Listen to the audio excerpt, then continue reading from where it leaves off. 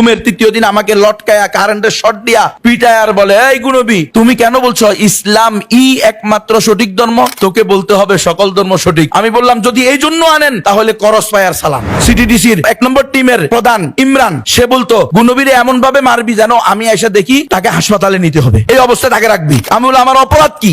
তোর অপরাধ তুই জানোস না? তোর বাপে কি করে? আমি আমার আব্বা কৃষক। ও তুই কৃষকের বাচ্চা, তুই কৃষকের বাচ্চা এত জোরে জোরে কথা বললি কে? এই কথা আমার বিড়াইতেছে। 10 দিন গুম রেখে 11তম দিন রাতের বেলা আমাকে মিরপুর 1 নম্বর কাঁধে একটা এই ব্যাগ ঝুলিয়ে দেওয়া হয়। এই ব্যাগের ভিতরে বিভিন্ন লিফলেট, হ্যান্ডবেল, বই যা আমি কোনোদিন দেখি নাই। এমনকি এমন ব্যাগ আমি কোনোদিন ব্যবহার করি নাই। এই ব্যাগ আমাকে ঝুলাইয়া দেওয়া হয়েছে। সেখানে নিয়ে আসার পর আমাকে বলে খবরদার কোনো কথা বলতে পারবেন না, সাংবাদিকেরা আসবে, চুপ থাকবেন। আপনাকে ক্রস ফায়ার দেওয়ার কথা ছিল, বেঁচে গেছে। 3 বারে 9 দিন রিমান্ড দিয়ে 7 দিন আলাতল পিটেছে প্রতিদিন। এমন কোনোদিন যায় নাই আমারে পিটায় নাই। অন্তত পক্ষে আমি চাই না আমার কোনো দুশ্মনও এই কারাগারে যাক। আল্লাহ রাব্বুল ইজ্জতের দরবারে লাখ কোটি শুকরিয়া যে আমরা অনেক দেরিতে হলেও কারাবন্দীদের অধিকার নিয়ে কথা বলার সুযোগ পেয়েছি। এজন্য আমি অন্তত আল্লাহর দরবারে শুকরিয়া আদায় করি, আলহামদুলিল্লাহ। ব্যাপকভাবেই যদি বলি সকল কারাবন্দীদের ব্যাপারে কোনো বৈষম্য ছাড়া, কোনো ধরনের তারতম্য ছাড়া, সাধারণ বলেন বিশেষ বলেন যে কোনো শ্রেণীর লোককে আমি ব্যক্তিগতভাবে কেউই কারাগারে যাক, বিশেষ করে এই মানবরচিত জীবন বিধানের তার মধ্যে নিকৃষ্ট সেই ব্রিটিশদের দেওয়া পদ্ধতিতে অন্তত পক্ষে আমি চাই না আমার কোনো দুশ্মনও এই কারাগারে যাক। এখানে নির্যাতন, জুলুম, নিপীড়ন, বৈষম্য এবং অধিকার থেকে বঞ্চিত করা ছাড়া আর কিছু নাই। খুব সুন্দর করে লেখা থাকে, রাখিব নিরাপদ, দেখাবো আলোর পথ। এর সে মিথ্যা, এর সে ধোঁকা আর হতে পারে না। এমন মিথ্যা কথা। সেখানে ইয়াবা সরবরাহ করে, সেখানে গাজার সরবরাহ করে স্বয়ং জেলার সুপার, সুবেদার, কারারক্ষীরা, প্রশাসনের লোকেরা সেখানে নিরাপদে রাখবে। যারা ছিল সেখানে, আমি ছিলাম 32 মাস।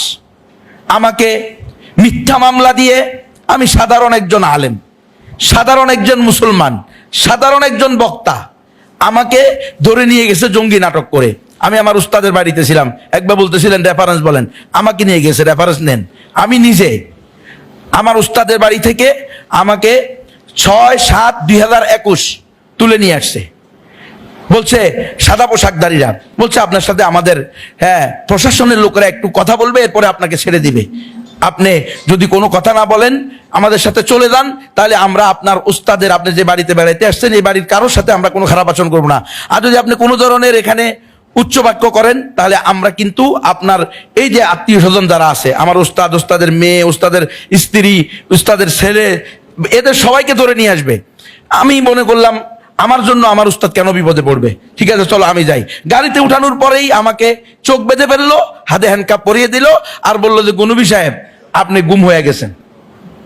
এরপরে গুম 10 দিন র্যাব 1-এ আমাকে গুম রাখা হয়েছে 10 দিন। এটা পরে বুঝতে পারছি র্যাব 1, আগে বুঝতে পারি নাই। চোখ তো বাধা দিল, ছিল 24 ঘন্টা। নামাজ পর্যন্ত পড়তে, নামাজের সময় পর্যন্ত হাত করা খুলে দেয় নাই, হ্যান্ডকাপ খুলে দেয় নাই নামাজের সময়। যদি বলতাম নামাজ পড়বো, হাত খুলে দেন, বলে না এভাবে পড়তে হবে, কোন হাত খুলে দেওয়া হবে না। এমন ভাবে জুলুম করা হয়েছে। 10 দিন গুম রেখে 11তম দিন রাতের বেলা আমাকে মিরপুর 1 নম্বর ওই যে বোটানিক্যাল গার্ডেনের পিছনে নিয়ে, সেখানে এই বেড়িবাঁধ যে আছে, সেখানে তামান্না ওয়াল ফ্যামিলি পার্ক এর অপোজিটে এই চায়না ফ্যাক্টরি নামে একটা জায়গা আছে, ওটার পরিত্যক্ত গেইটে আমাকে পোশাকধারী র্যাবের হাতে তুলে দেওয়া হয়। পোশাকধারী র্যাব 4 তারা আমাকে সেখান থেকে নিয়ে আসে। তখন আমার কাঁধে একটা এই ব্যাগ ঝুলিয়ে দেওয়া হয়। এই ব্যাগের ভিতরে বিভিন্ন লিফলেট, হ্যান্ডবেল, বই যা আমি কোনোদিন দেখি নাই। এমনকি এমন ব্যাগ আমি কোনোদিন ব্যবহার করি নাই। এই ব্যাগ আমাকে ঝুলাইয়া দেওয়া হয়েছে। সেখানে নিয়ে আসার পর আমাকে বলে খবরদার কোনো কথা বলতে পারবেন না, সাংবাদিকেরা আসবে, চুপ থাকবেন। আপনাকে ক্রস ফায়ার দেওয়ার কথা ছিল, বেঁচে গেছেন, এজন্য কোনো কথা বলতে পারবেন না। বাপ মায়ের দোয়ায় বেঁচে গেছেন, এখন কোন রকম চলে যান, একটা হালকা মামলা দেওয়া হবে, কয়দিন পরে এমনি বের হয়ে যাবেন। এই কথা বলে সাংবাদিকদেরকে সামনে কোনো কথা বলার কোনো সুযোগ নেই। সাংবাদিকরাও কোনো প্রশ্ন করে না, তাদেরকে যেটা বলা হয়েছে এটা তাদেরকে বিরানি দেওয়া হবে। একটা পানি দেওয়া হবে আর একটা জুসের বোতল দেওয়া হবে অথবা একটা মজুর বোতল দেওয়া হবে। খুব সুন্দর। আমাকে নিয়ে গেছে র্যাব, ওই যে র্যাবের যে হেডকোয়ার্টার, সেখানে নিয়ে গিয়ে 13 তলার উপরে আমাকে 2টা মাস পড়াইছে। 2টা মাস পড়াইয়া পরের দিন ঘুম থেকে যেদিন প্রকাশ করছে তার পরের দিন নিয়ে এসে আমাকে বলছে খবরদার কোনো কথা বলতে পারবেন না। 2 জন 2 দিক দিয়ে আমাকে এমন ভাবে ধরে রাখছে, কথা বলতে গেলেই আমাকে এমনি করে চাপ দেয়, ওরা কথা বলতে দিবে না। সাংবাদিকদেরকে বলছে কোনো প্রশ্ন করতে না, এখন করোনা ভাইরাস চলতেছে, উপর থেকে অর্ডার, কোনো কথা বলা যাবে না। দেখেন আমার ওই ইয়াতে 2টা মাস লাগাই দেওয়া হয়েছে। অধিকার, এটা হলো মানব অধিকার, এটা হলো মানবতা, এটা হলো প্রত্যেকে তার বাকস্বাধীনতা নিয়ে চলতে পারবে। এটা যে বলা হয় পশ্চিমাদের এই সমস্ত বাকস্বাধীনতা, এই সমস্ত মানবাধিকার, পৃথিবীর মধ্যে এর চেয়ে বড় ধোঁকা আর হতে পারে না। মিথ্যুক প্রতারক, আর এরা এখন আসে এই দেশে মানবাধিকার কমিশনের অফিস করার জন্য। মানবাধিকার এরা চিনে? এই ব্রিটিশ ল, এর মধ্যে কোনো মানবাধিকার আছে? নিরপরাধ মানুষ বছরকে বছর জেলে থাকবে, এরপরে 30 বছর পরে রায় হবে বেকসুর খালাস পাইছেন।